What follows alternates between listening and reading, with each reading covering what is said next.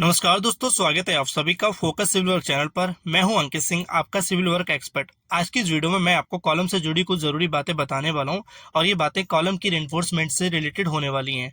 काफी लोग क्या करते हैं कि कॉलम को बनाते समय ज्यादातर ध्यान नहीं देते उसमें सरिया देते समय। पहले कुछ नजर डाल लेते हैं कि लोग गलतियां कॉलम में क्या क्या कर देते हैं।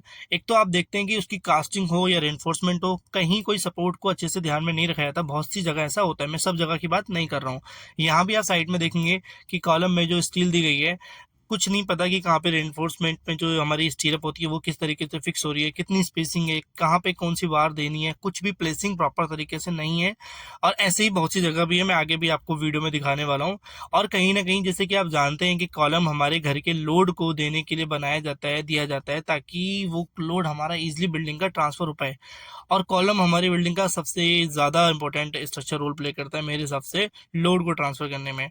अब यहाँ भी आप देख लो कि जो रिइंफोर्समेंट है, यानी कि जो सॉरी स्टीरअप है, यानी कि जिसको रिंग छल्ले भी बोलते हैं कुछ लोग, उसमें जो हुक दिया जाता है, बैंड जो होता है हमारा, वो 135 डिग्री पे बैंड होता है। यहाँ पे 135 डिग्री पे बैंड ना होकर 90 डिग्री पे है। चलो माना मैंने 90 डिग्री पे है, उसके बावजूद भी क्या हुआ कि एक ही पैरेलली, एक ही पोजीशन में, डायरेक्शन में सारे हुक एक ही जगह पे आ रहे हैं। आपको मैं बता दूं, जब आप एक ही पैरेलली सारे हुक एक ही साइड पे फेस पे देते हैं तो कॉलम में जब लोड आता है तो बकलिंग होने के चांसेस होते हैं, और ये कहीं ना कहीं उसको रजिस्ट करते हैं अगर आप अल्टरनेट देते हैं।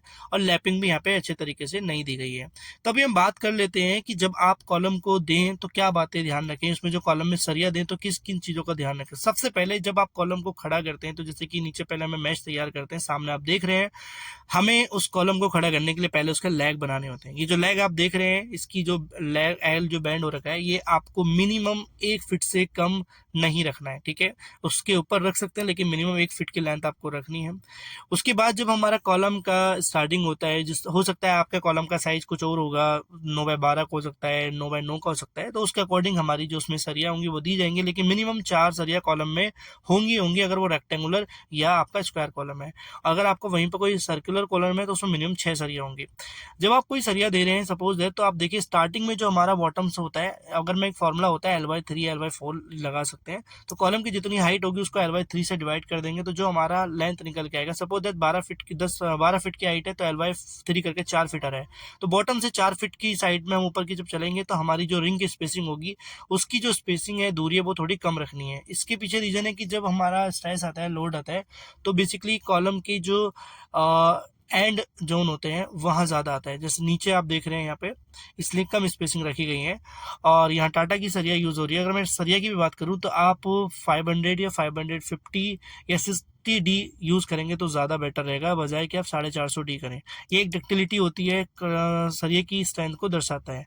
अब यहाँ पे हम बात करें, जब आप रिंग की स्पेसिंग आप रखेंगे बॉटम में, तो वो रखेंगे कितनी, वो मैं आइडिया बताऊँ तो आप 4 से 5 इंची रखेंगे। ये मैं बॉटम की बात कर रहा हूँ, जो मैंने L/3 का फॉर्मूला बताया था। देन उसके बाद जो मिड का पोर्शन आएगा 4 फीट का, जब हम अगर एग्जाम्पल में 12 फीट लेके चल रहे हैं कि उसकी हाइट है, तो हमें वहाँ पे आप 6 से 7 या 8 इंची तक भी रख सकते हैं, क्योंकि वहाँ पे लोड कम आता है, वहाँ पे उतना ज़्यादा आपको सपोर्ट करने की जरूरत नहीं है, वो इजिली हो जाएगा। लेकिन जब हमारे रिंग दिए जाते हैं वो अल्टरनेट आपको देने हैं, ठीक है।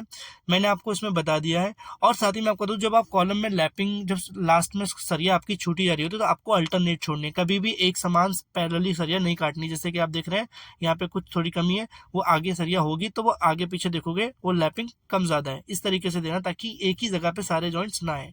तो इस वीडियो में आपको रेनफोर्समेंट से जुड़ी जो कॉलम की डिटेल है वो देने वाला था। यही आप अगर ध्यान रखते तो काफ़ी ज़्यादा सही रहेगा आपके लिए। और वीडियो अच्छी लगी तो इस वीडियो को लाइक कर देना, चैनल को सब्सक्राइब कर देना। चैनल पे विजिट करके पुरानी वीडियोस आप देख सकते हैं, जो कि घर बनाने में आपको काफ़ी हेल्प करेंगे। तो thank you for watching video, मिलते हैं अपनी नेक्स्ट वीडियो में।